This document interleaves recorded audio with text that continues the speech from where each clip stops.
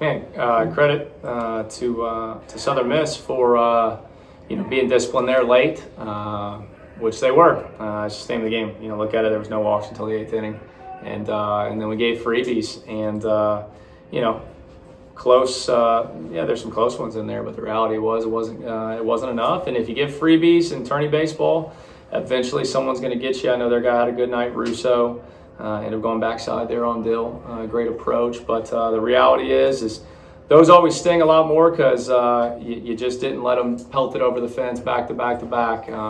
It was just one of those deals. And I will tell you this. I don't know if you need a statement or soliloquy from me, but I wish everyone in college baseball knows what this guy next to me is doing, whether you know this or not. This guy had surgery March 7th of 2023, and this guy's a real professional arm. Not many guys, because we've asked him to do, not in terms of actual amount of pitches, but we've asked him because he's just the ultimate winner to go in there and throw for us in game ones of weekend as the year's gone on. I don't know. I've been around. This is my 17th year in coaching, 22 if you count playing.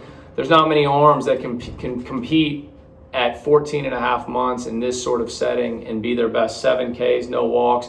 That's supposed to be the last thing to come back after you have a surgery. And you watched him, and it was seamless the way he just absolutely attacked the zone. And they got some hits on him because they're a good team, and they got some old players. But I hope people appreciate what they saw there for 17 outs from this guy, because you're not going to see that very often from guys at this time frame post-surgery. That's what a real warrior is. A lot of guys have opportunities for excuses in college baseball, and this guy has a million of them, and he never makes one and goes out and competes each and every time, and he certainly was at his best tonight. Questions from the room?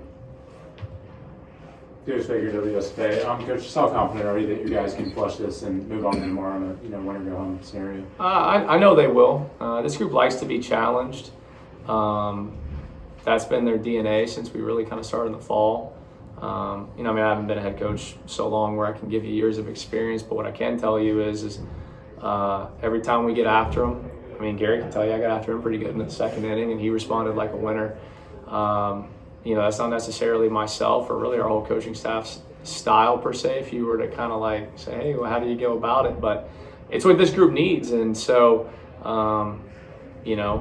we explained very quickly. I know it's a quick turnaround here in these tournament settings, but there won't be one bit of feeling sorry. I'm not asking you to go frolic around the Renaissance Hotel like we won, because we should have won the game and we didn't. And that really does suck. But at the same time, we're not going to walk around like this thing's done. Our job's to go win tomorrow against a great app team. We know it's going to be a battle each and every time we play them. We have tons of arms available. We have arms that are seniors that are 23 that are going to pitch all the time because this is their final run in baseball. And so we just got to do our job.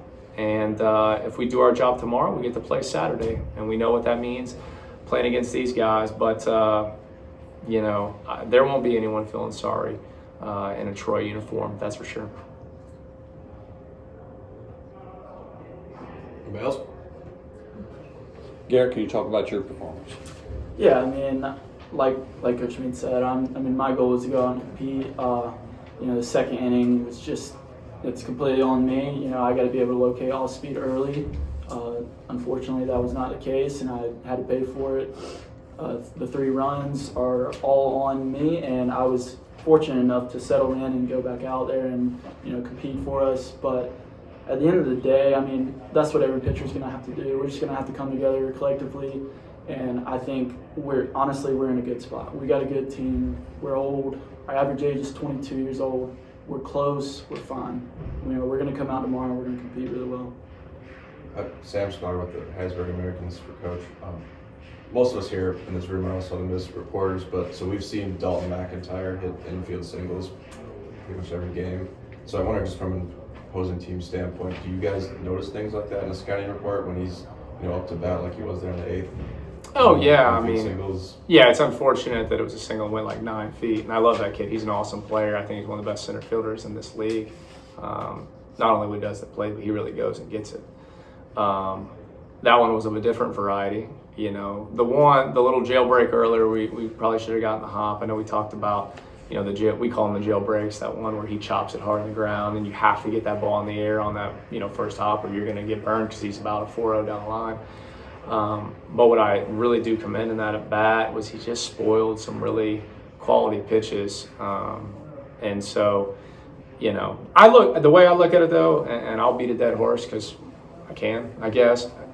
None of that happens if we just don't have that merry-go-round going. And, you know, great players are going to eventually find a way. And that's what that guy is. And so, yeah, it certainly might have been his lightest one, but it was also his biggest one for him. But, man, you can never get mad or you can never look at a guy ill that competes the way that he does. And in my brief conversation I had with that kid when we were down there in Hattiesburg, he seems like an awesome kid. So not happy with the result, but you can applaud a kid that's a winner like that.